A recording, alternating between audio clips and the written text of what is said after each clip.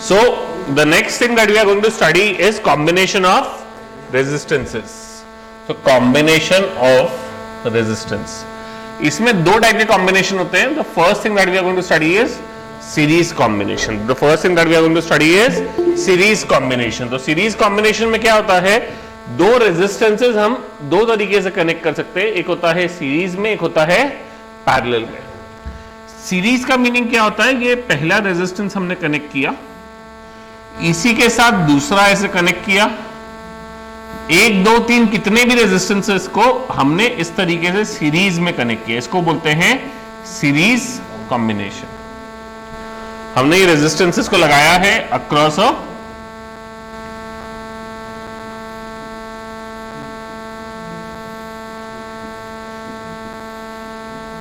Battery, फिर voltmeter, ammeter जो भी लगाना है. बेसिक में सिर्फ बता रहा हूं कि इस तरीके से जो रेजिस्टेंसेस कनेक्टेड, इसको क्या बोलते हैं, सीरीज कॉम्बिनेशन.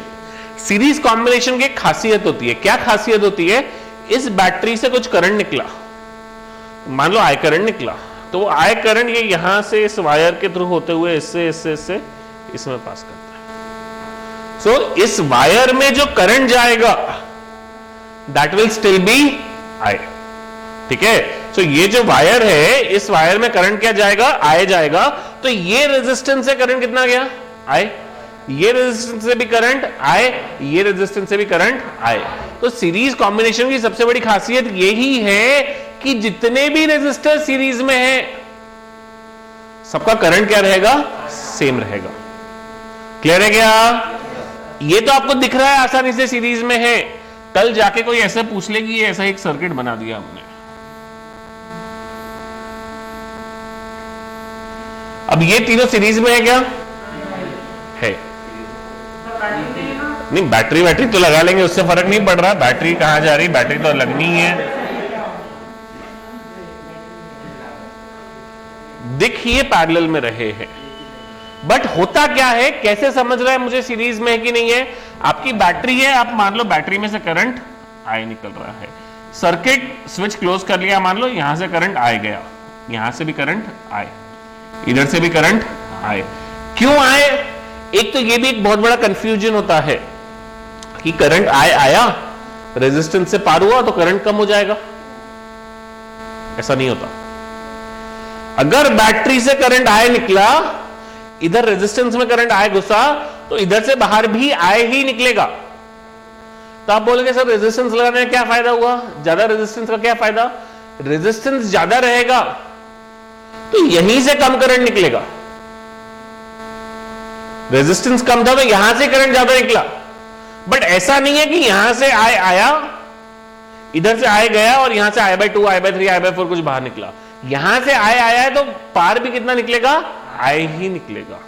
तो रेजिस्टेंस में जितना करंट आता है उतना ही करंट बाहर जाता है, उसके अंदर नहीं रह सकता करंट कुछ. ठीक है ना. तो इसके लिए जितना करंट आया उतना ही गया. कोई और जगह है क्या करंट को कहीं जाने के लिए, नहीं, सीधा जाएगा R2 में जाएगा. कितना जाएगा, आई. बाहर कितना निकलेगा R2 से, आई.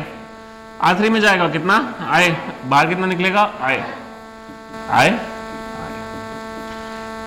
बैटरी का हमेशा का रूल है, जितना करंट बैटरी देती है पॉजिटिव एंड से, उतना ही करंट निगेटिव एंड से बैटरी में वापस आता है. ऐसा कभी नहीं हो सकता कि यहां से 10 एम्पियर निकला, घूम फिर के कुछ करंट ऐसा हो गया कि यहां से अंदर 8 ही एम्पियर आया. कभी नहीं हो सकता. यहां से 8 निकलेगा तो 8 आएगा, यहां से 800 निकलेगा तो 800 आएगा. सो बैटरी से जितना करंट निकला उतना करंट उसके निगेटिव टर्मिनल में वापस आता है. अब आप बोलोगे सर ये कैसे सीरीज में हुए, तो मैं वही बोलूंगा, लगाओ वही हिसाब, सिंपल सा निकालो. बैटरी से करंट आए, सीधा सीधा करंट गया, आए, यहां पे भी गया, आए. ये रेजिस्टर के थ्रू करंट कितना गया, आए. यहां पे करंट कितना हुआ, आए. फिर इधर भी आए. फिर ये रेजिस्टर में करंट कितना गया, आए.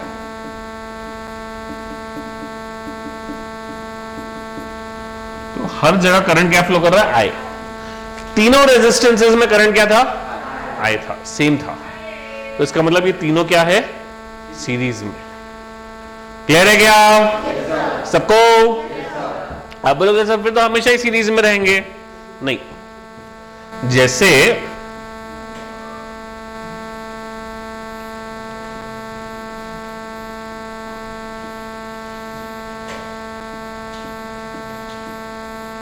अब इसमें से करंट आया निकला, यहां पे आया। अब करंट को दो रास्ते हो गए जाने के, इधर अलग करंट जाएगा, इधर I2 जाएगा या I माइनस I1 जाएगा। जितना आया उतना ही करंट जाता है, वो हम बाद में आएंगे उसके ऊपर, अभी आपको उस पर चिंता करने की जरूरत नहीं। बट बेसिकली समझ रहे हैं कि यहां पे करंट दोनों में सेम जाए ऐसा जरूरी नहीं है। तो ये दोनों सीरीज में नहीं है। यहां पे दिक पैरेलल में रहे, बड़ो पैरेलल में कनेक्टेड है क्या? नहीं, वो कनेक्टेड सीरीज में ही है। क्लियर है क्या? So what is series combination, ये समझ में आया आप लोगों को? सबको समझा व्हाट इज सीरीज कॉम्बिनेशन? अब सीरीज के लिए बेसिक प्रॉपर्टी क्या है? When two or more resistors are connected in series, same current flows through each resistor. Her resistor का करंट क्या रहेगा? सेम रहेगा। अलग अलग करंट फ्लो कर सकता है क्या? नहीं, अलग अलग करंट फ्लो नहीं कर सकता। क्लियर है क्या? अब और क्या क्या प्रॉपर्टीज है? When two or more resistors are connected in parallel, then the total resistance. Total resistance का क्या मीनिंग है? हमने बोला कि बेटा तुमने 3 रेजिस्टेंस लगाए, R1 R2 R3, इतने कष्ट मत करो, 3 रेजिस्टेंस मत लगाओ। इसी बैटरी को इन 3 के बदले एक ऐसा रेजिस्टेंस लगाओ जो वही सेम इफेक्ट प्रोड्यूस करे, जो उस बैटरी से उस सर्किट में उतना ही करंट प्रोड्यूस करे जितना ये 3 अकेले अकेले में मिलके कर रहे हैं। यानी 3 अकेले अकेले थे, जब ये मिलके कर रहे थे तो ये तीनों का इफेक्ट प्रोड्यूस जो कर सकता है वो रेजिस्टेंस है टोटल रेजिस्टेंस, या फिर जिसको बोलते हैं इफेक्टिव रेजिस्टेंस। इसमें क्या है? इन तीनों का दम है। ये तीनों का इफेक्ट जो ये प्रोड्यूस कर पा रहे थे वो ये अकेला प्रोड्यूस कर ले रहा है। इसको बोलते हैं हम लोग इफेक्टिव रेजिस्टेंस या फिर टोटल रेजिस्टेंस। तो the total resistance of the combination is equal to sum of all the individual resistances. It is equals to sum of all the individual resistances.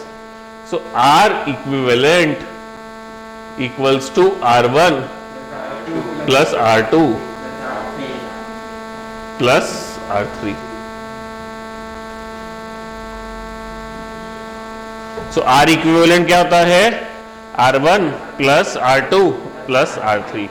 2 रहेंगे तो R1 प्लस R2, 4 रहेंगे तो R1 plus R2 plus R3 plus R4। तो ये total resistance या net resistance का formula हो गया। ये कहां से आया ये हम डिराइव करेंगे अभी थोड़ी देर में, but that is the formula for the net resistance. Clear है क्या? सबको पक्का? बहुत ही बढ़िया। अब when a number of resistors are connected in series, जब हमने कुछ रेजिस्टर्स को सीरीज में कनेक्ट किया है तब the voltage across the combination, सबका मिला के सबके अक्रॉस जो वोल्टेज है वो कौन सा है? जो बैटरी का वोल्टेज है, that is the voltage of the battery. ये जो है ये किसके इक्वल है? Voltage across the combination is equal to sum of the voltage drop across each individual resistor। क्या मीनिंग है? इसके अक्रॉस वोल्टेज V1 कम हुआ, इसके अक्रॉस वोल्टेज V2 है, इसके अक्रॉस पोटेंशियल डिफरेंस या वोल्टेज जिसको बोलते हैं V3 है। तो इसका वोल्टेज, इसके अक्रॉस का वोल्टेज प्लस इसके अक्रॉस का वोल्टेज प्लस इसके अक्रॉस का voltage will be the voltage across the battery. अगर बैटरी के अक्रॉस का वोल्टेज V है, इसके अक्रॉस का वोल्टेज V1 है, इसके अक्रॉस का वोल्टेज V2 है, इसके अक्रॉस का वोल्टेज V3 है, तो हम बोलेंगे V is equals to V1 plus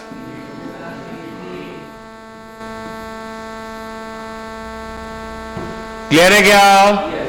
सबको पक्का? तो इफेक्टिव वोल्टेज क्या हो जाएगा? V1 plus V2 plus V3। सबको समझा है पक्के से? अब आता है सीरीज कॉम्बिनेशन का। हमने सीरीज कॉम्बिनेशन के क्या क्या पॉइंटर्स देखे? पहला पॉइंटर इफेक्टिव क्या होता है? R1 plus R2 plus R3। दूसरा सीरीज में कब होते हैं? जब सेम करंट पास करता है। तीसरा जो वोल्टेजेस हैं इंडिविजुअल के अक्रॉस उसका सम बैटरी के वोल्टेज के बराबर है। क्लियर है क्या? सबको? अब हम डिराइव करना चाह रहे हैं यही रिलेशन को मैथमेटिकली। तो यही रिलेशन मैथमेटिकली डिराइव करने के लिए हमने सर्किट एक बनाया है। ये सर्किट डायग्राम शायद थोड़ा क्लियर नहीं है, तो I will make another diagram. तो बेसिकली क्या किया हमने, एक सेकेंड सॉरी, हमने एक बैटरी ली, ठीक है। बैटरी के अक्रॉस एक रेजिस्टेंस लगाया R1, दूसरा लगाया R2, तीसरा लगाया R3। सब इसमें की एमीटर वगैरह सब कनेक्टेड है, ठीक है। इसके अक्रॉस का वोल्टेज V, इसका रेजिस्टेंस R1, इसका R2, इसका R3। इसके अक्रॉस का पोटेंशियल डिफरेंस V1, इसके अक्रॉस का पोटेंशियल डिफरेंस और इसके अक्रॉस पोटेंशियल डिफरेंस। अब हम करना क्या चाह रहे हैं, ये तीनों में मिला के जितना दम है वो कितना रहेगा, जिसमें इन तीनों का मिला के दम है वो निकालना चाह रहे हैं। तो हमने बोला यही बैटरी ली हमने और एक रेजिस्टर लिया R इफेक्टिव, जिसमें इन तीनों का दम था। तो हमने क्या बोला, अगर यहां पे बेटा करंट I निकला तो यहां पे भी करंट क्या निकलेगा, I। क्योंकि जो ये तीनों मिला के कर रहे थे सर्किट में वही अकेला कर रहा है, तो ये सर्किट में I करंट घुमा रहे थे, तो इसकी भी इसमें कितना करंट घूमेगा, I। क्लियर है क्या? सबको? अब हम क्या बोलेंगे, इस रेजिस्टर में करंट कितना गया, I। तो ये रेजिस्टर में ये पोटेंशियल डिफरेंस कितना होगा, V1। भाई इसके अक्रॉस का पोटेंशियल डिफरेंस कितना है, V1। पोटेंशियल डिफरेंस क्या होता है, V is equals to Ohm's law, V is equals to I into R। इस रेजिस्टेंस का पोटेंशियल डिफरेंस V1 है, इसमें करंट कितना है, I। इसका रेजिस्टेंस कितना है, R1। तो V1 is equals to I R1। Clear है क्या? yes, इसके अक्रॉस V2, पोटेंशियल डिफरेंस क्या है, V2 is equals to I R2। और आखिरी में V3 equals to I R3। तो V1 equals to I R1, V2 equals to I R2 और V3 equals to I R3। Clear है क्या? अब इसमें क्या होगा, इसमें कितना पोटेंशियल डिफरेंस है,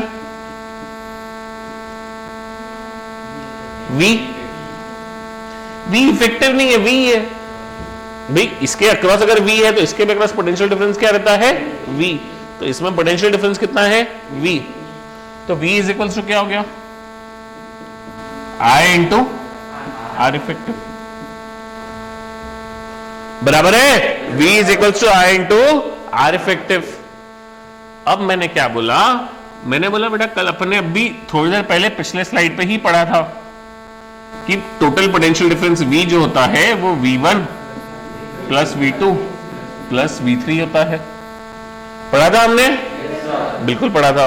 तो हम V को क्या बोलेंगे, I into R effective. V1 को I R1, V2 is V3 is